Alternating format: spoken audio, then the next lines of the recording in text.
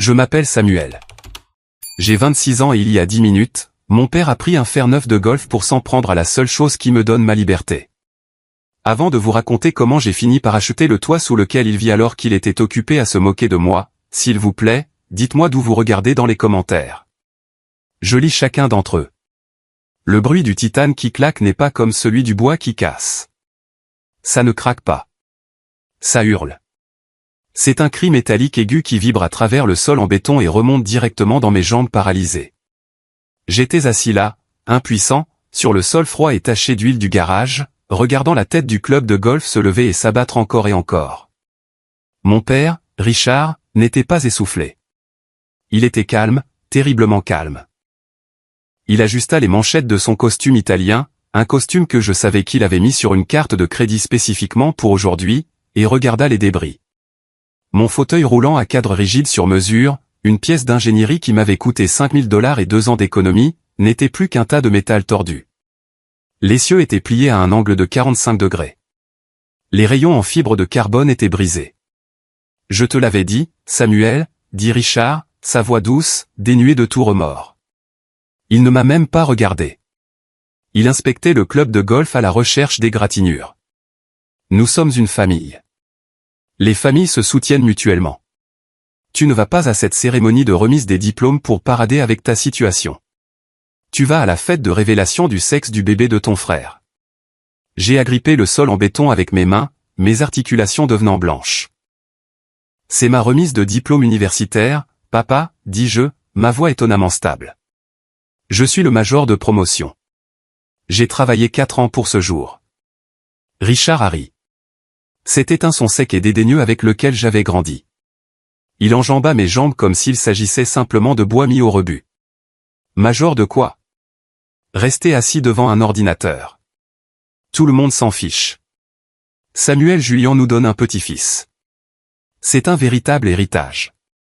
C'est quelque chose à célébrer. Pas toi recevant un morceau de papier qui dit que tu es un intello. Il se dirigea vers sa voiture, une Rolls-Royce fantôme noire étincelante garée au centre du garage. C'était un leasing, bien sûr. Tout chez mes parents était un leasing, un prêt ou une façade. Il ouvrit la lourde porte, l'odeur du cuir coûteux s'échappant. Si tu ne peux pas aller à la remise des diplômes, dit-il en me regardant dans le rétroviseur alors qu'il démarrait le moteur, je suppose que tu devras venir à la fête prénatale. J'enverrai Julian avec la camionnette pour te charger plus tard. Ne va nulle part. Il sourit de sa propre cruauté. Ne va nulle part. Comme si je le pouvais. Sans mon fauteuil, j'étais coincé. La porte du garage s'ouvrit dans un grondement, laissant entrer la lumière aveuglante du matin du soleil de l'Arizona. Richard recula, les pneus crissant sur le gravier, et s'éloigna sans un regard en arrière. La porte se referma avec fracas, me replongeant dans la pénombre. Silence. Un silence lourd et étouffant. Pendant un moment, j'ai juste respiré. J'ai fixé la tache d'huile près de ma main gauche. Je pouvais sentir la colère monter dans ma poitrine, chaude et vive, mais je l'ai refoulée. La panique est un luxe que je ne pouvais pas me permettre. Les larmes sont un gaspillage d'hydratation. Il y a 7 ans, lorsque je suis tombé de 12 mètres lors d'un voyage d'escalade et que j'ai sectionné ma moelle épinière, j'ai appris que pleurer ne ramenait pas mes jambes, et pleurer ne réparerait certainement pas mon fauteuil roulant. Ma mère, Eleanor, était déjà partie. Elle était au salon de coiffure, probablement en train de se faire un brushing pour la fête, se plaignant à sa coiffeuse de la difficulté d'élever un fils adulte ayant des besoins spéciaux. Ils adoraient jouer les victimes. Ils adoraient la sympathie. Mais derrière les portes closes, je n'étais qu'une nuisance, un appareil cassé qu'ils ne pouvaient pas jeter à cause des voisins. J'ai cherché dans la poche intérieure de mon blazer. Je m'étais habillé tôt, anticipant une dispute, bien que je n'ai jamais prévu la violence. J'ai sorti mon téléphone. L'écran était fissuré. Julian l'avait accidentellement fait tomber de la table la semaine dernière, mais il fonctionnait toujours. Je n'ai pas appelé le 911. Pas encore. J'ai ouvert une application connectée à mon serveur local. Il y a 3 mois, j'avais installé une caméra sténopée dans le garage, cachée à l'intérieur d'une boîte poussiéreuse de décoration de Noël sur l'étagère du haut. Richard pensait que je passais tout mon temps au sous-sol à jouer à des jeux vidéo. Il ne savait pas que j'étais architecte principal en sécurité pour l'une des plus grandes entreprises de cybersécurité du pays. J'ai tapoté l'écran. Les images se sont chargées instantanément en résolution 4K. C'était parfait. L'éclairage était clair. L'audio était net. On pouvait entendre chaque mot. Tu n'es qu'un fardeau, Samuel. On pouvait voir la méchanceté dans son geste. On pouvait voir la destruction intentionnelle de biens. J'ai sauvegardé la vidéo sur 3 serveurs cloud différents. Ensuite, j'ai envoyé une copie à une adresse email sécurisée. Mon mouvement suivant fut d'ouvrir mon application de messagerie cryptée. J'ai trouvé le contact nommé Evelyn Pierce avocate. Evelyn n'est pas juste une avocate. C'est un requin en tailleur Chanel. Nous nous sommes rencontrés en ligne sur un forum pour personnes fortunées il y a 2 ans, quand j'avais besoin d'aide pour créer mes SARL afin de cacher mes revenus à mes parents. Elle était la seule personne à connaître la vérité sur mes finances. J'ai tapé « code rouge ». Il a détruit l'appareil de mobilité.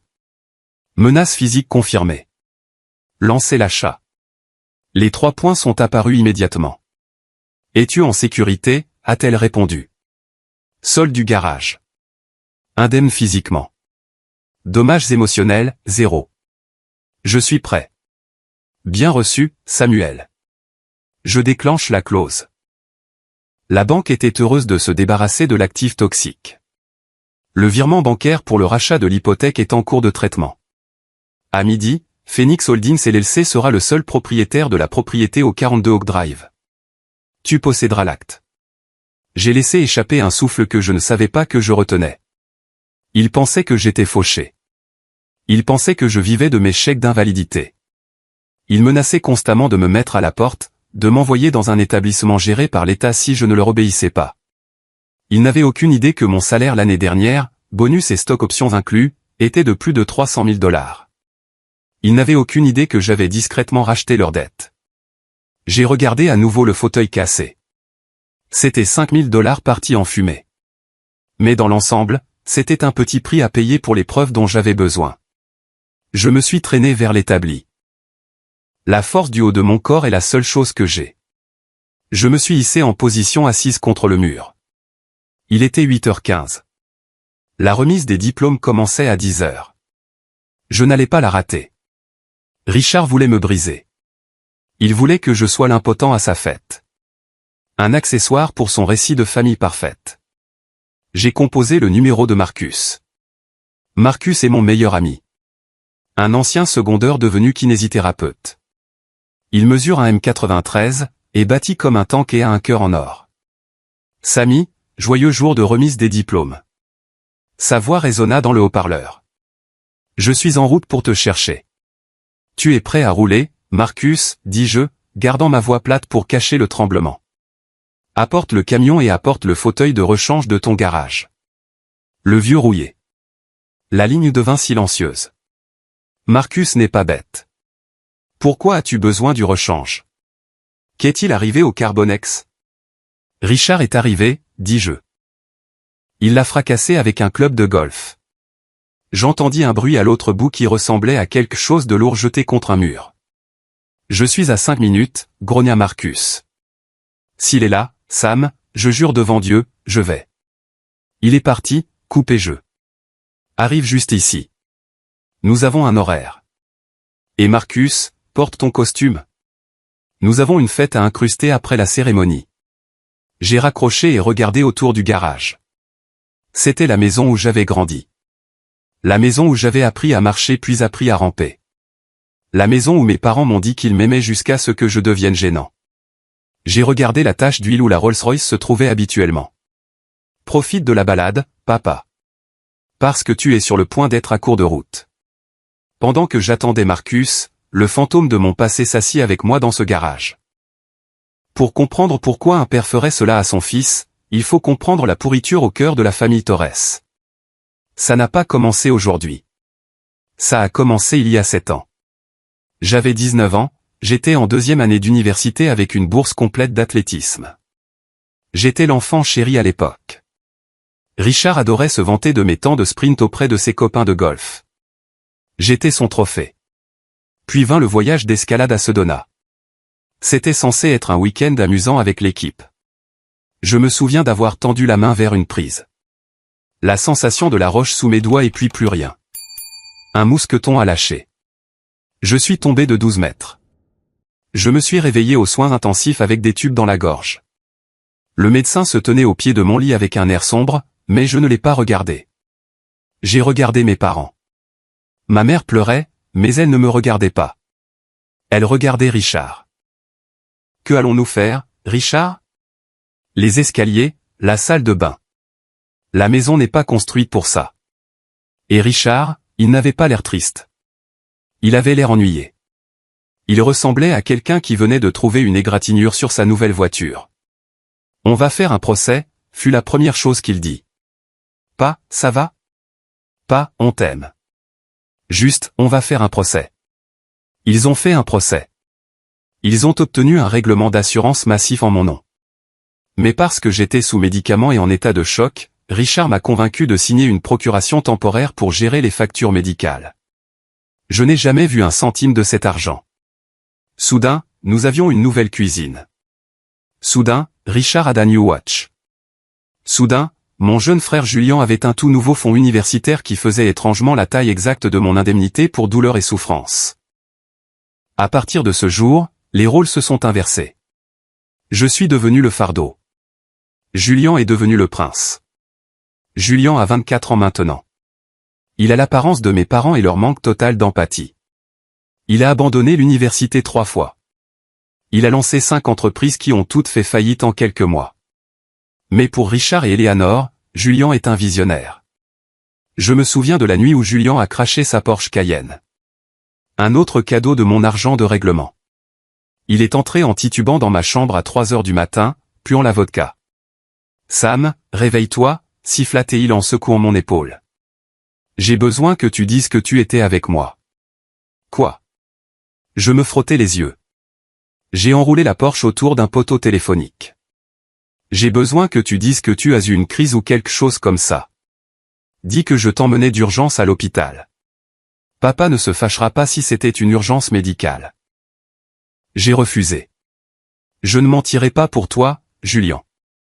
Tu aurais pu tuer quelqu'un. Il me regarda avec mépris. Tu es inutile. Tu le sais? Tu restes juste assis là dans ton fauteuil et tu juges les gens qui vivent vraiment leur vie. Quand Richard l'a découvert, il n'a pas puni Julien. Il m'a puni. Il m'a crié dessus pour ne pas avoir soutenu la famille. Il a dit, ton frère a fait une erreur. Tu es censé être son filet de sécurité. Ce fut la nuit où j'ai cessé de leur faire confiance. Ce fut la nuit où j'ai commencé à comploter. Je me suis jeté dans la seule chose que je pouvais encore contrôler, mon esprit. J'ai appris le codage en autodidacte. J'ai passé 18 heures par jour en ligne à apprendre Python, la cybersécurité et l'architecture blockchain.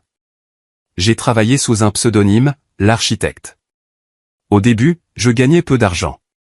Puis, j'ai décroché un contrat avec un entrepreneur de la défense. Puis une promotion massive au poste de développeur principal pour une start-up de la Silicon Valley. J'ai canalisé chaque centime vers des comptes offshore et une fiducie aveugle. J'ai acheté mes propres vêtements, payé ma propre physiothérapie spécialisée, et j'ai même payé un loyer à mes parents. 1800 $ par mois pour une chambre dans laquelle j'ai grandi. Ils l'ont pris sans sourciller. Mais il y a 3 jours, tout a dégénéré. Je travaillais dans ma chambre quand j'ai entendu des voix venant de la bouche d'aération. La bouche d'aération communique directement avec la cuisine. Ils pensent que parce que mes jambes ne fonctionnent pas, mes oreilles non plus. La banque a encore appelé, Richard. La voix de ma mère tremblait. Il signifie l'avis de saisie la semaine prochaine. Nous avons 6 mois de retard. Je sais, Eleanor. Tais-toi à ce sujet, claqua Richard. Que allons-nous faire? La fête de Julien est ce week-end. Nous ne pouvons pas laisser les gens savoir que nous sommes fauchés. Les parents de Tiffany viennent. Ils sont riches. Nous ne serons pas fauchés, dit Richard, sa voix tombant dans un murmure conspirateur. J'ai trouvé les papiers de Samuel. Le facteur a déposé son relevé bancaire par erreur. Mon cœur s'arrêta. J'étais passé au zéro papier il y a des années, mais une banque avait envoyé une offre promotionnelle concernant mon fonds universitaire. Un petit compte hérité de ma grand-mère que je n'avais pas touché. Combien, demanda maman. 50 000 dans ce seul compte, dit Richard. Et je sais qu'il en a plus. Il ne dépense jamais ses chèques d'invalidité. Il thésaurise. C'est son argent, Richard. C'est notre argent. Richard frappa du poing sur la table. Il vit sous mon toit. Il mange ma nourriture. Après la remise des diplômes, je vais le faire déclarer mentalement incompétent pour gérer ses finances. J'ai déjà parlé au docteur Aéris. Pour une petite somme, il signera que la dépression de Samuel affecte son jugement. Nous obtiendrons la tutelle.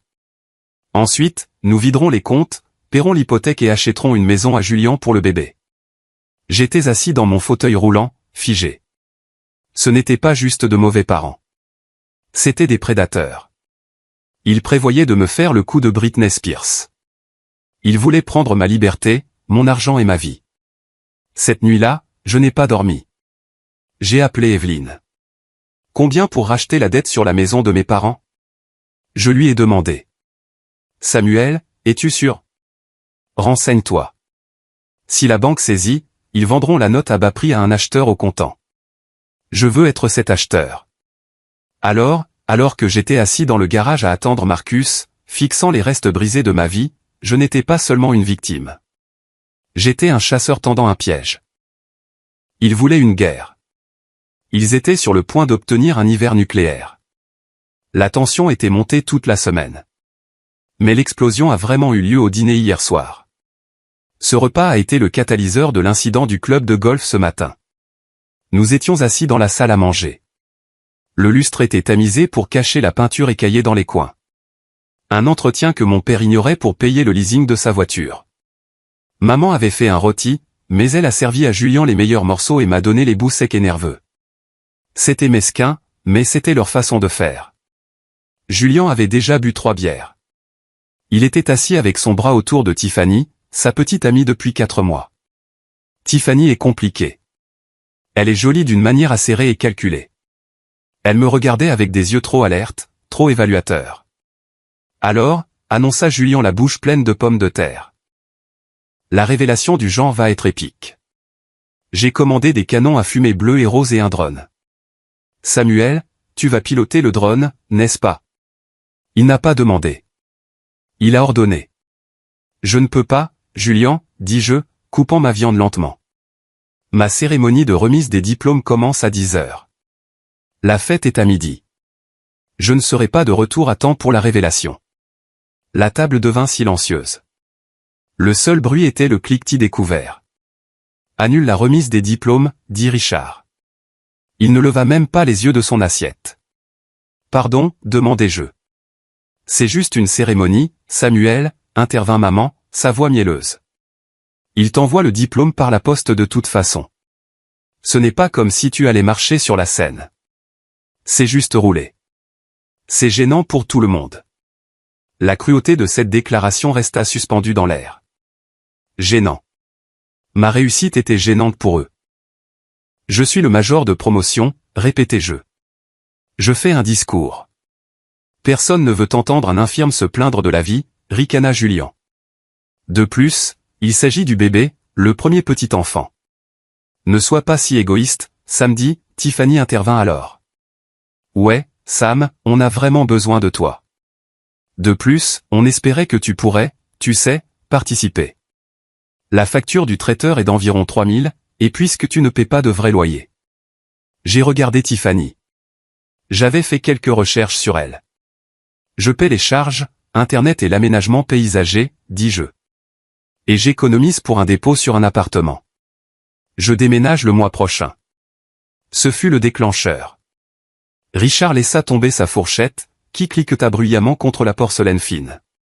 Tu ne déménages pas, j'ai eu un travail à Seattle, mentis-je. Je pouvais travailler de n'importe où, mais j'avais besoin qu'ils pensent que je partais. Le salaire est bon. Je peux subvenir à mes besoins. Tu ne pars pas, rugit Richard, son visage devenant rouge.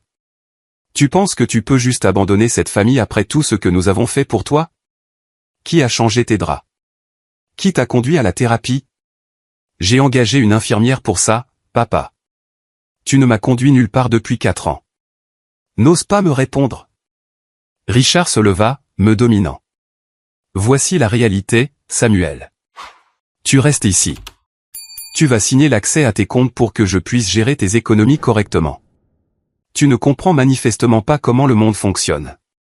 Et demain, tu sautes cette cérémonie stupide et tu aides ton frère.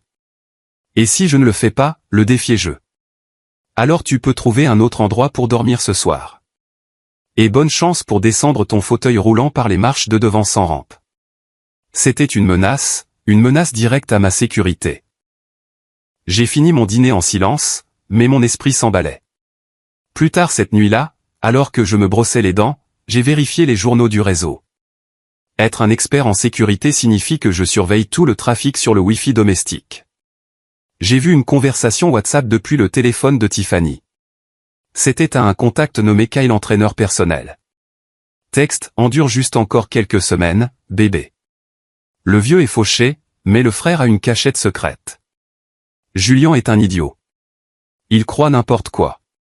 Une fois que j'aurai la bague et que nous aurons accès à la fiducie familiale, je suis parti.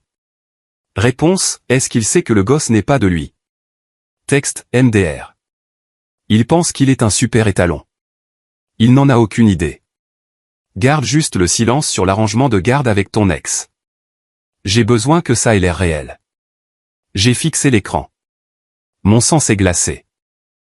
Il n'y avait pas de bébé, ou du moins pas le bébé de Julien. Tiffany jouait l'arnaque à long terme. C'était une croqueuse de diamants creusant dans un puits sec, pensant qu'elle toucherait de l'eau. Elle ne savait pas que le seul argent dans cette maison était le mien. J'aurais pu leur dire. J'aurais pu rouler dans le salon et montrer à Richard le SMS. Regarde, papa, ton enfant chéri est cocu. Le bébé est un mensonge. Mais je savais ce qui se passerait. Il m'accuserait d'avoir falsifié les captures d'écran. Il dirait que j'étais jaloux. Il me détesterait encore plus pour avoir éclaté leur bulle. Non, j'avais besoin de laisser le piège se refermer tout seul. J'avais besoin que l'héritage soit l'appât. J'avais besoin que le divorce soit le résultat. Je suis allé au lit avec la porte verrouillée, écoutant Julien et ses amis faire la fête dans le jardin, buvant l'argent qu'ils n'avaient pas laissé les rire. Demain, l'avis d'expulsion arrive. De retour au présent, le camion de Marcus a rugi dans l'allée. Il ne s'est même pas garé correctement. Il l'a mis en position parking et a sauté dehors, laissant le moteur tourner. Il a couru dans le garage. Quand il m'a vu par terre et les restes déchiquetés de mon fauteuil, son visage s'est assombri. Marcus est un doux géant, mais à ce moment-là, il avait l'air capable de meurtre. Je vais le tuer, murmura Marcus. Ce n'était pas une menace. C'était un énoncé de fait. Je vais conduire au country club et lui arracher la tête. Non, dis-je en tendant la main. Aide-moi à me relever. On s'en tient au plan. Le plan? Sam, regarde tes jambes. Est-ce qu'il t'a frappé? Il a frappé le métal. Je vais bien, mais nous devons bouger. La remise des diplômes commence dans 90 minutes. Va chercher le rechange. Marcus courut vers le camion et sortit le rechange. C'était un vieux fauteuil roulant de style hôpital que j'avais acheté dans un vide-grenier pour $50 il y a des années juste au cas où. Il était lourd, chromé, rouillé par endroits et grinçait comme une souris mourante. Le siège en vinyle était déchiré et scotché avec du ruban adhésif. C'était humiliant. C'était parfait. Marcus me souleva. Je suis un poids mort à partir de la taille et il m'installa dans le siège. Il attacha mes jambes. On va aux urgences, demanda-t-il. Non, on va au commissariat de police. Ensuite à l'université. Sam, tu ne peux pas aller à la remise des diplômes dans ce truc. Il tombe en morceaux. C'est le but, Marcus.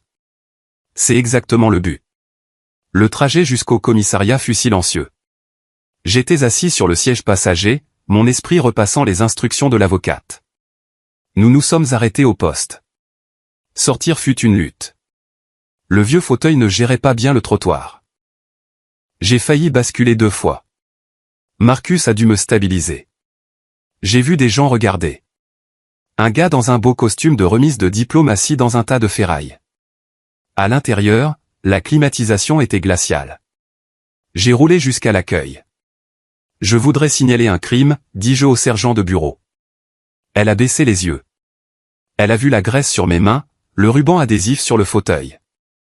Non, Samuel Torres. Je veux signaler des violences domestiques et la destruction de biens dépassant 5000 $. Je lui ai tendu la clé USB. Mon père a fait ça. Il a détruit mon fauteuil roulant sur mesure pour m'emprisonner chez moi. J'ai une preuve vidéo.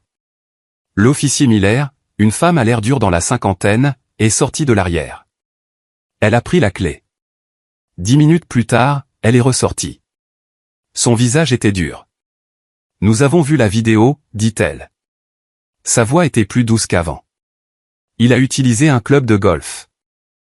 Oui, madame. Et il vous a menacé. Il a dit que si j'essayais de partir, il y aurait des conséquences. Il m'a laissé par terre. Miller prit une profonde inspiration. C'est une séquestration illégale, un méfait criminel au premier degré et des violences domestiques. Nous pouvons l'arrêter tout de suite. Il est à une fête, dis-je. Au 42 Oak Drive. Pouvez-vous l'arrêter là-bas? Vers midi. Miller me regarda, confuse. Pourquoi attendre? Parce que je dois d'abord aller à ma remise de diplôme universitaire, dis-je. Et parce que mon avocate lui signifie des papiers d'expulsion en même temps. Ce serait plus sûr si la police était là pour maintenir la paix. Les yeux de Miller s'écarquillèrent légèrement. Elle comprit. Elle hocha lentement la tête. Nous aurons une unité là-bas à 12 heures précises. Bonne chance pour la remise des diplômes, fiston. Merci. Nous avons foncé vers l'université. Nous sommes arrivés juste au moment où le cortège commençait. Mes camarades de classe étaient alignés dans leur toge quand je suis arrivé en roulant dans le fauteuil rouillé et grinçant. Le bavardage s'arrêta. Sam, Sarah, la présidente de classe, se précipita. OMG, qu'est-ce qui s'est passé? Où est ton fauteuil? Mon père l'a fracassé, dis-je assez fort pour que les gens autour de nous entendent. Il ne voulait pas que je vienne aujourd'hui. Une onde de choc traversa la foule. Il est-ce légal? Mec, c'est dégueulasse. Mais je suis là, dis-je, affichant un sourire courageux. Je ne raterai ça pour rien au monde. La cérémonie passa dans un flou. Quand ils appelèrent mon nom, Samuel Torres summa cum laude, je roula sur la scène. Le fauteuil grinçait bruyamment à chaque rotation. Quick, quick, quick. C'était le son le plus fort dans le stade. J'ai pris le diplôme. J'ai serré la main du doyen. Il a regardé mon fauteuil, puis moi. Persévérance, murmura-t-il. Nous sommes fiers de vous. J'ai roulé jusqu'au micro. J'avais préparé un discours sur la technologie. J'ai jeté les fiches par terre. On nous dit que la famille est tout, dis-je dans le micro. Ma voix résonna à travers les milliers de visages. Mais parfois, la famille est l'encre qui vous noie, pas celle qui vous maintient stable. La foule devint silencieuse. Aujourd'hui, mon père a détruit mon fauteuil roulant pour m'empêcher d'être ici. Il voulait que je sois invisible. Il voulait que je sois un fardeau. Mais j'ai réalisé quelque chose sur le sol de mon garage ce matin. J'ai agrippé le podium. Vous pouvez briser mes roues. Vous pouvez voler mon enfance. Mais vous ne pouvez pas briser ma volonté. À quiconque là-bas à qui on dit qu'il est moins que rien, vous êtes l'architecte de votre propre vie.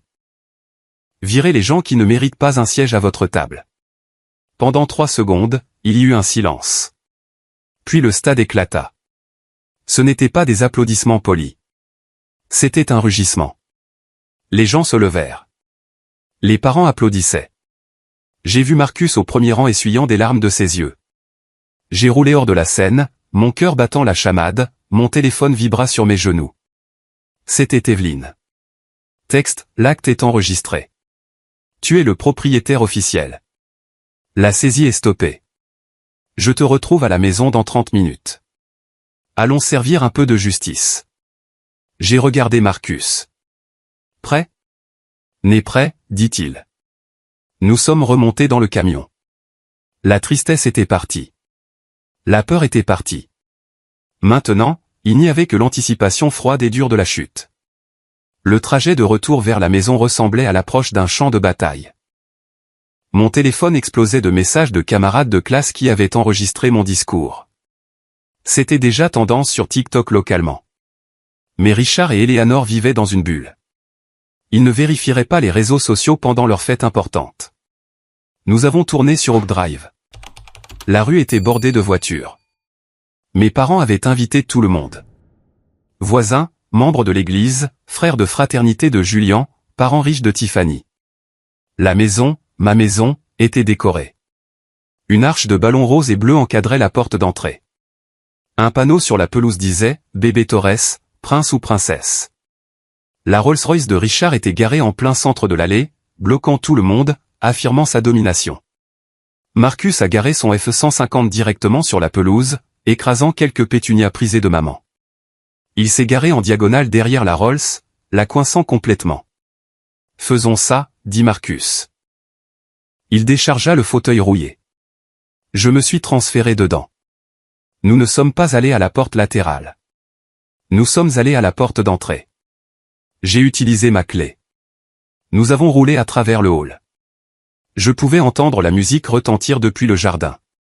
Une chanson pop générique et entraînante. Nous avons traversé le salon, passé les photos de famille sur le mur, des photos de Julian gagnant des trophées de baseball, des photos de Richard jouant au golf.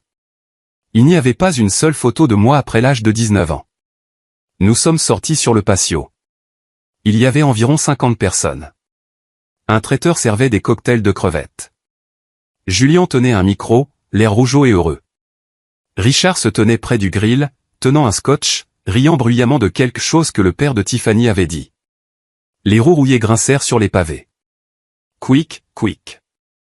Les têtes se tournèrent. La musique sembla s'estomper alors que les gens remarquaient le gars en toge de diplômé et le fauteuil roulant délabré. Samuel. Maman halta. Elle portait une robe rose qui était trop serrée. Elle laissa tomber son assiette. Richard se retourna. Son sourire disparut instantanément, remplacé par un regard de rage pure et non frelaté. Il marcha vers moi, ignorant les invités. Je te l'avais dit, siffla-t-il, sa voix basse mais audible. Je t'avais dit de ne pas revenir à moins d'être prêt à ramper. Regarde-toi. Tu ressembles à un sans-abri. Tu fais honte à cette famille. J'ai obtenu mon diplôme, papa, dis-je haut et fort. Summa cum laude. Je m'en fous, cria Richard. Les invités haltèrent. Il perdait son sang-froid. Sors. Sors de ma propriété avant que je ne te jette dehors moi-même. En fait, une voix coupa à travers la tension. Ce n'est pas lui qui doit partir. Evelyn Pierce sortit par la porte coulissante en verre. Elle avait l'air impeccable. Elle tenait un épais dossier juridique. « Qui êtes-vous » demanda Richard. « Je suis l'avocate de Samuel » dit Evelyn. Richard ricana. « Avocate ? Pourquoi me poursuit-il ? Le fauteuil ? Je vous ferai un chèque. Maintenant sortez. » Ce n'est pas à propos du fauteuil, monsieur Torres, dit Evelyn calmement. Elle ouvrit le dossier et sortit un document avec un sceau doré. Ceci est une notification de propriété et d'expulsion immédiate. Expulsion ? Richard rit nerveusement. Il regarda ses invités. Désolé tout le monde. Mon fils fait une farce. Il est mentalement instable. Ce n'est pas une farce, papa, dis-je. Tu n'as pas payé l'hypothèque depuis 6 mois. La banque a initié la saisie la semaine dernière. Menteur, cria Richard. J'ai ça sous contrôle. Non, vous ne l'avez pas, intervint Evelyn. La banque a vendu la dette hier à une société de capital investissement appelée Phoenix Holdings LLC. Et alors, cracha Richard. Je vais traiter avec eux. Vous traitez avec lui. Evelyn me pointa du doigt. Richard se figea. Quoi ? Je suis Phoenix Holdings, dis-je. J'ai racheté la dette ce matin, papa. Je l'ai payée intégralement. Je possède l'acte. Je possède cette maison. Je possède la piscine. Je possède le garage où tu as fracassé mes jambes. Tu es fauché, balbutia Julian, s'avançant. Tu vis à nos crochets. Je gagne 300 000 $ par an, dis-je calmement. Je paie les charges que tu utilises pour jouer aux jeux vidéo. Je paie la nourriture que tu manges, mais ça s'arrête maintenant. Tu ne peux pas posséder cette maison, hurla maman. Richard, dis-lui que je... Richard avait l'air pâle. Il regarda Evelyne. Est-ce réel? Légalement contraignant, dit Evelyne. Et puisque vous n'avez pas de contrat de location, Samuel exerce son droit d'expulser les squatteurs. Vous avez 1 heure pour quitter les lieux. Espèce de petit bâtard ingrat. Richard se jeta sur moi. Il leva la main pour me frapper. Oup! Oup! Les sirènes étaient assourdissantes. L'officier Miller et 3 autres officiers arrivèrent en marchant sur le côté de la maison. Richard Torres, cria Miller. Les mains bien en évidence. C'est ma maison, hurla Richard en se retournant. Plus maintenant, dit Miller. Vous êtes en état d'arrestation pour méfaits criminels, abus domestiques et fraude à l'assurance. Fraude? Richard cligna des yeux. Nous avons les journaux, papa, dis-je. Les fausses réclamations médicales, l'argent que tu as volé de mon règlement, tout est dans le rapport que je leur ai envoyé. Les officiers attrapèrent Richard. Il essaya de résister, mais ils le plaquèrent contre la table du traiteur. Le cocktail de crevettes vola. Les invités sortaient leur téléphone, enregistrant tout. Eleanor, fais quelque chose, cria Richard alors qu'il le menottait. Maman sanglotait, mais elle ne bougeait pas vers lui. Elle me regardait avec terreur. Samuel, gémit-elle. Nous sommes une famille. Non, dis-je. Nous sommes des colocataires et votre bail est terminé. Le chaos qui suivit l'arrestation de Richard fut absolu. C'était comme regarder un barrage céder. Richard fut traîné au loin, criant des obscénités, poussé à l'arrière d'une voiture de police. La dépanneuse arriva pour la Rolls-Royce. Il s'avère qu'Evelyne avait aussi prévenu l'agence de leasing. Ils l'ont accroché juste là dans l'allée. Les invités se bousculaient pour partir. C'était humiliant pour eux et satisfaisant pour moi. Julien se tenait au milieu du patio tenant le ballon de révélation du genre. Il ressemblait à un enfant perdu. Mais le bébé, marmonna-t-il. On doit révéler le genre. Il n'y a pas de bébé, Julien, dis-je. Julien me regarda confus. Quoi? J'ai pointé Tiffany. Elle essayait de s'éclipser par la porte latérale avec son sac à main serré contre sa poitrine. Tiffany, criai-je. Parle-lui de Kyle. Elle se figea. Elle se retourna lentement. Le masque était tombé. L'acte de petite amie douce et attentionnée tomba comme une pierre. Qui est Kyle? Demanda Julien, sa voix tremblante. Mon ex-mari, dit Tiffany en haussant les épaules. Et mon petit ami actuel. Mais le bébé? Je ne suis pas enceinte, espèce d'idiot. Tiffany rit. C'était un son dur et laid. J'avais juste besoin de l'argent du loyer.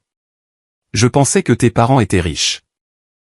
Je pensais que si je leur donnais un petit-fils, ils nous installeraient. Mais il s'avère que ton frère est le seul à avoir 2 sous devant lui. Elle jeta l'écharpe de future maman par terre. Je me tire. Amusez-vous bien à être SDF. Julien resta là, la bouche ouverte. Le ballon glissa de sa main et s'envola dans le ciel bleu de l'Arizona. Pop. Il heurta une branche de cactus et éclata. Pas de fumée rose, pas de fumée bleue, juste de l'air vide. Maman s'effondra sur une chaise de jardin, gémissant. Mon petit bébé, ma maison. Samuel, comment peux-tu faire ça? Comment as-tu pu regarder papa fracasser mon fauteuil et partir? Lui demandai-je. Comment as-tu pu voler mon argent? Je protégeais la famille. Tu protégeais ton style de vie, corrigeai-je. Et maintenant c'est fini. Evelyne s'avança. Madame Torres, Julien, vous avez 45 minutes restantes pour rassembler vos effets personnels. Les serrures seront changées à 14 heures. Tout ce qui sera laissé derrière sera déplacé dans un garde-meuble à vos frais. Où irons-nous? Pleura maman. J'ai entendu dire que les parents de Tiffany ont une chambre d'amis, dis-je sèchement. Oh, attends. Elle vient de larguer Julien. Peut-être un motel. Je les ai regardés se démener. C'était pathétique. Maman fourrait de l'argenterie dans son sac à main. Julien essayait d'emballer sa PlayStation. J'ai roulé dans le salon. C'était calme maintenant. La musique était éteinte. Je suis allé au panneau de la maison intelligente sur le mur. J'ai entré mon code administrateur. Commande révoquer l'accès. Utilisateur Richard. Utilisateur Eleanor. Utilisateur Julien. Commande nouvel utilisateur principal Samuel. Le système émit un bip. Accès accordé. J'ai regardé autour de moi. Pour la première fois de ma vie, je ne me sentais pas petit dans cette maison. Je me sentais au large. Marcus entra portant 2 bières froides de la glacière extérieure. Il m'en tendit une. Au diplômé, dit-il, trinquant sa bouteille contre la mienne. À l'architecte, le corrigeai-je. J'ai pris une gorgée. Ça avait le goût de la victoire. Mais alors que je regardais par la fenêtre la dépanneuse traînant le faux symbole de statue de mon père, je savais que ce n'était pas la fin. Richard paierait sa caution. Maman essaierait de me manipuler. Julien voudrait se venger. Et puis il y avait la question de l'accident. Evelyne entra, le visage sérieux. Samuel, pendant que tu gérais l'expulsion, j'ai regardé dans les dossiers de Richard dans le bureau, et j'ai trouvé les journaux d'entretien pour le matériel d'escalade d'il y a 7 ans. Mon cœur manqua un battement. Quoi à leur sujet? Il savait, dit doucement Evelyne. Il a reçu un avis de rappel pour les mousquetons 2 mois avant ton voyage. Il l'a marqué comme ignoré. Il ne voulait pas dépenser l'argent pour les remplacer. La bouteille de bière glissa de ma main et se brisa sur le sol. Ce n'était pas un accident. C'était de la négligence. Il avait échangé mes jambes contre $50 d'économie. J'ai regardé le verre brisé. Evelyne, dis-je, ma voix tremblant d'un nouveau genre de rage. Prépare la voiture. Où allons-nous? Aux pompes funèbres, dis-je métaphoriquement parlant. Parce que mon père est mort pour moi et je vais l'enterrer sous tellement de procès qu'il ne reverra jamais le soleil. Quand j'ai dit à Evelyne de préparer la voiture parce que nous avons des funérailles à planifier, je ne parlais pas métaphoriquement d'enterrer un corps. Je parlais d'enterrer un héritage. Je parlais du démantèlement juridique systématique de la façade autour de laquelle mon père avait construit toute sa vie. Les mois suivant le massacre du jour de la remise des diplômes, comme Marcus l'appelle affectueusement, furent un flot de dépositions, de dates d'audience et du genre de stress qui vous fait grincer des dents dans votre sommeil. Mais c'était un feu nécessaire. Parfois, il faut brûler le champ pour fertiliser le sol pour la saison suivante. Le procès concernant le matériel d'escalade fut le clou dans le cercueil. Nous n'avons pas transigé. Richard voulait transiger. Il a supplié pour transiger. Il m'a envoyé des lettres depuis la prison du comté écrites sur des bloc-notes jaunes oscillant entre excuses et menaces. Comment peux-tu faire ça à ta propre chair et ton propre sang, écrivait-il. C'était une erreur. Je n'ai pas vu l'avis de rappel. Mais Evelyne était impitoyable. Elle a extrait les métadonnées de son vieil ordinateur portable. Elle a trouvé l'email du fabricant de matériel. Elle a trouvé l'accusé de réception daté de 2 mois avant mon accident. Et elle a trouvé un email transféré de Richard à son copain de golf qui disait « Rappel sur les mousquetons ?» On dirait une arnaque pour nous faire acheter du nouveau matériel. Je ne dépense pas $50 pour des clips. Ils ont l'air bien. $50. Mes jambes valaient moins pour lui qu'une partie de golf. Quand nous avons lu cet email à haute voix dans la salle de déposition, Richard n'a pas pleuré. Il ne s'est pas excusé. Il s'est juste affaissé sur sa chaise, vaincu non par la culpabilité, mais par la réalisation qu'il avait été pris. La juge, une femme sévère nommée Maria Santos, le regarda avec un mélange de dégoût et de pitié, elle m'accorda un jugement sommaire pour négligence, ajoutant encore 7 chiffres à la dette qu'il me devait. Mais la plus douce victoire n'était pas l'argent. C'était la maison. Je n'ai pas emménagé au 42 Oak Drive. Je ne pouvais pas vivre là-bas. Les fantômes de mon enfance étaient trop bruyants dans ces couloirs. Chaque fois que je regardais les escaliers, je me souvenais de ma mère se plaignant de porter mon linge. Chaque fois que je regardais le garage, j'entendais le claquement du titane, alors je l'ai rénové. Je l'ai mis à nu jusqu'au montant. J'ai enlevé les comptoirs en marbre que ma mère aimait. J'ai arraché les tapis moelleux dont Richard était si fier. Je l'ai transformé en une boîte blanche stérile. Et puis je l'ai vendu.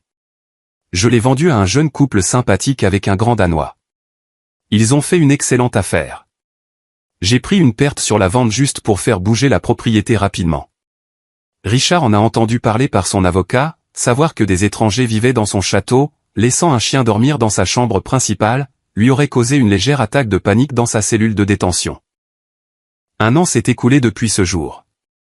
Je vis à Seattle maintenant, tout comme je l'avais promis, mais je ne loue pas.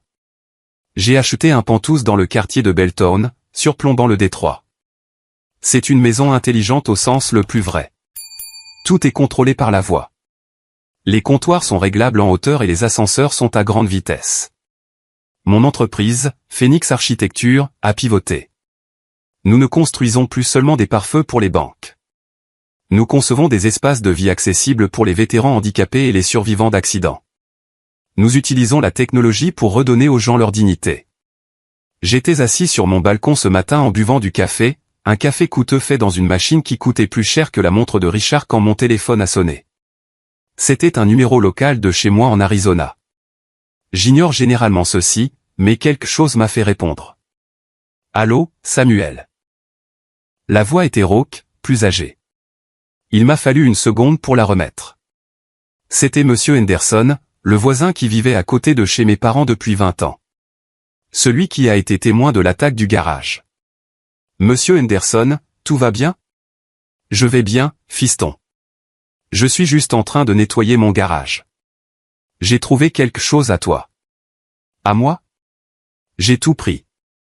Eh bien, c'était dans la poubelle de ton père le jour de l'arrestation, a dit Henderson. Je l'ai vu le jeter juste avant que les flics n'arrivent au coin de la rue. Je l'ai repêché parce que ça ressemblait à un journal. Je ne l'ai lu qu'hier. Je pense que tu as besoin de voir ça. Il me l'a envoyé par la poste. Il est arrivé par FedEx le lendemain. C'était un carnet relié en cuir, le journal de Richard d'il y a 7 ans. Je me suis assis là, la brise fraîche de Seattle frappant mon visage, et j'ai ouvert le livre.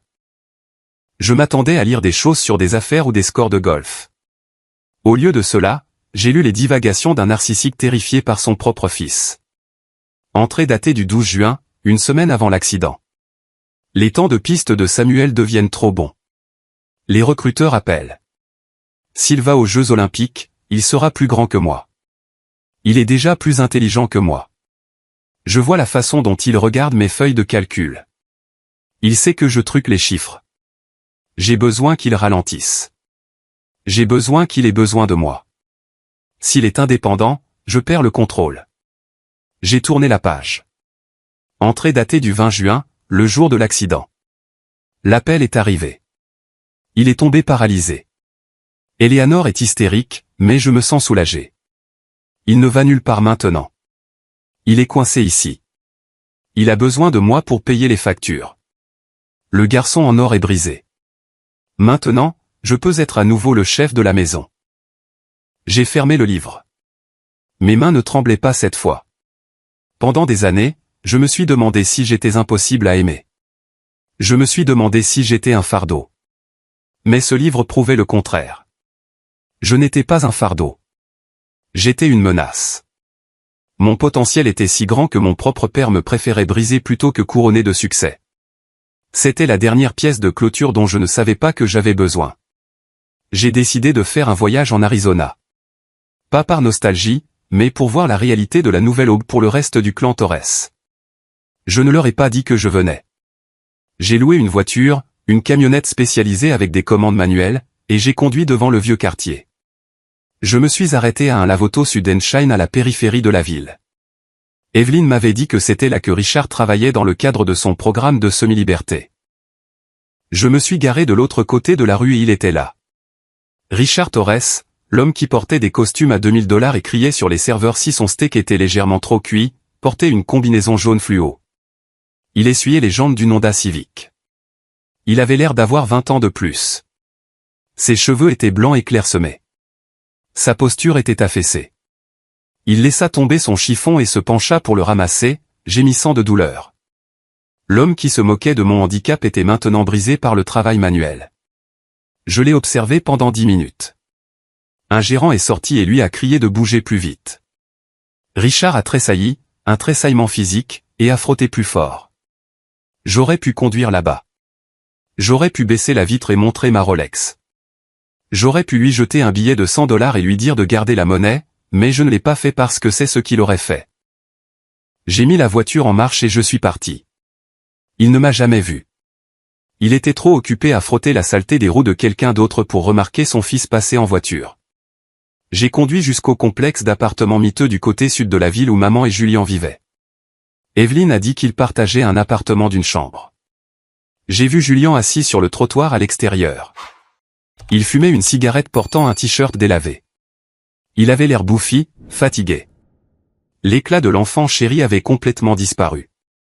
Tiffany l'avait détruit sur les réseaux sociaux avant de partir, exposant ses dettes et ses mensonges. Il travaillait de nuit dans un entrepôt maintenant.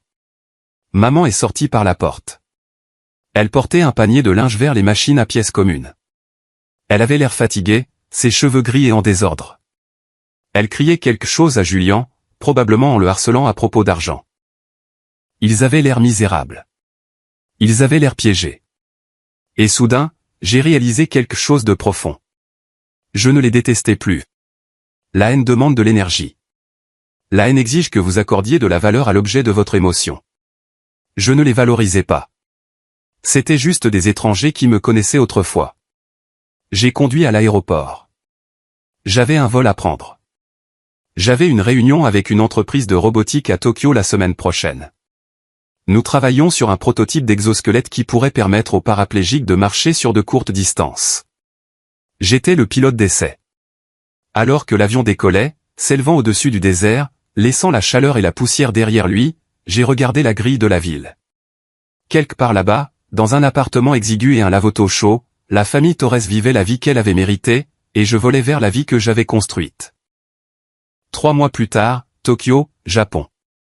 La pièce était silencieuse, sauf pour le bourdonnement des servomoteurs et le vrombissement logiciel de l'hydraulique. J'étais debout, pas appuyé, pas soutenu. Debout. L'exosquelette, un cadre élégant en fibre de carbone et alliage léger, enveloppait mes jambes et le bas de mon dos. Il était connecté à une interface neurale qui lisait les changements subtils de l'équilibre de mon haut du corps. Système vert, dit le docteur Tanaka, regardant les moniteurs. Comment ça se sent, Samuel sent? Ça fait grand, dis-je. Un sourire se dessinant sur mon visage. J'ai fait un pas, puis un autre. Les jambes robotiques bougeaient avec une grâce fluide, traduisant mon intention en mouvement. Clump ou clump. Ce n'était pas courir. Ce n'était pas sprinter, mais c'était marcher. J'ai marché jusqu'à la fenêtre du laboratoire. La ligne d'horizon de Tokyo était illuminée comme un circuit imprimé dans la nuit. J'ai pensé au fauteuil roulant, celui que Richard a fracassé. Il pensait qu'en détruisant le fauteuil, il détruisait mon mouvement. Il ne comprenait pas qu'un architecte ne fait pas que réparer. Nous améliorons. J'ai pris un selfie. Moi debout avec l'exosquelette brillant sous les lumières. Je l'ai posté sur mon Instagram. Je n'ai pas bloqué ma famille. Je voulais qu'ils le voient. La légende était simple. Ils ont cassé mes roues pour que je ne parte pas, alors j'ai construit des ailes à la place. En 1 heure, le post avait des milliers de likes. Et puis j'ai vu les notifications. L'utilisateur Eleanor55 a aimé votre photo. L'utilisateur Eleanor55 a commenté, mon bébé, tu as l'air si grand. Appelle ta mère. Tu nous manques. On peut arranger ça. J'ai fixé le commentaire. Même maintenant, après tout, le procès, l'expulsion, la vérité sur l'accident, elle pensait toujours qu'elle pouvait se frayer un chemin de retour, elle voyait la technologie coûteuse, les voyages, le succès, et elle avait faim à nouveau. Je n'ai pas supprimé le commentaire. Je n'ai pas répondu. Je l'ai laissé là, ignoré, enfoui sous des centaines de commentaires d'étrangers me qualifiant d'inspiration. Sa voix n'était plus que du bruit maintenant, de la statique en arrière-plan d'une vie haute fidélité. Mon téléphone a vibré à nouveau. C'était un SMS de Marcus. Texte, frérot, je viens de voir la photo. Tu ressembles à Iron Man. Au fait, devine qui est venu à la clinique aujourd'hui chercher une réduction sur la thérapie pour le mal de dos? Ton frère. Je lui ai dit que nous sommes complets jusqu'en 2030. J'ai ri. Un rire authentique et profond. Je me suis détourné de la fenêtre et j'ai marché vers l'équipe d'ingénieurs. Lançons à nouveau les diagnostics, dis-je. Je veux rendre ça plus léger. Je veux rendre ça abordable. Je veux que chaque enfant à qui on dit qu'il est brisé en est un. Oui, monsieur. L'équipe a répondu. Ma vie n'est pas parfaite. J'ai toujours des douleurs chroniques. Je fais toujours des cauchemars de chute. J'ai toujours des moments où je souhaite avoir un père que je pourrais appeler pour des conseils, ou une mère qui ferait des biscuits au lieu de manigances. Mais j'ai Evelyne qui est maintenant plus que juste mon avocate. Elle est ma partenaire en affaires et timidement dans la vie. J'ai Marcus, le frère que j'ai choisi, et je m'ai moi-même. J'ai réalisé que le rebondissement de ma vie n'était pas l'accident. Ce n'était pas l'héritage. Ce n'était même pas la trahison. Le rebondissement était qu'il pensait que j'étais le faible. Il pensait que parce que j'étais assis dans un fauteuil, j'étais plus petit qu'eux. Ils n'ont pas réalisé que lorsque vous enlevez les jambes de quelqu'un, vous le forcez à développer d'autres muscles. Vous le forcez à développer une colonne vertébrale d'acier. Vous le forcez à apprendre à voler. Richard frotte des pneus. Julien empile des boîtes. Éléanore compte les pièces pour la lessive. Et moi? Je ne fais que commencer. J'ai regardé le reflet dans la vitre une dernière fois. L'homme qui me regardait n'était pas une victime. Ce n'était pas un survivant. C'était l'architecte et son chef-d'œuvre ne faisait que commencer. Amis, s'il y a une chose que je veux que vous reteniez de mon histoire, ce n'est pas seulement la satisfaction de la vengeance ou le frisson de voir les méchants obtenir ce qu'ils méritent. C'est une vérité plus dure, plus importante. La relation biologique n'égale pas la famille. Tant d'entre nous, surtout dans notre culture, apprennent que nous devons tolérer la toxicité, les abus et le vol simplement parce que cela vient du sang. On nous dit de maintenir la paix au détriment de notre propre santé mentale et de notre sécurité. Mon père a brisé mon corps pour me contrôler. Ma mère l'a laissé faire pour maintenir son style de vie. Si j'étais resté, si je leur avais pardonné une fois de plus, je serais indigent et brisé aujourd'hui. L'indépendance financière est votre bouclier. L'éducation est votre épée. Et l'estime de soi est l'armure qu'aucun club de golf ne peut briser. Ne laissez jamais personne, parent ou partenaire, vous convaincre que vous êtes un fardeau. Vous n'êtes pas un fardeau. Vous êtes une personne digne de respect, d'amour et d'autonomie. Si les gens autour de vous ne peuvent pas voir cela, il est temps de les expulser de votre vie émotionnellement et physiquement. Construire une nouvelle vie sur les cendres de l'ancienne est effrayant. C'est solitaire au début, mais la vue depuis le penthouse de votre propre intégrité vaut chaque marche que vous devez gravir. Maintenant, je veux avoir de vos nouvelles. Quelle est la tradition toxique dans votre famille que vous avez décidé de briser? Ou si cette histoire a résonné en vous et que vous êtes heureux que je me sois enfin défendu, commentez simplement le mot bien ci-dessous. Voir ce simple mot me dit que vous êtes aux côtés des survivants, pas des tyrans. Restez fort, construisez votre propre vie, et ne laissez jamais personne briser vos roues.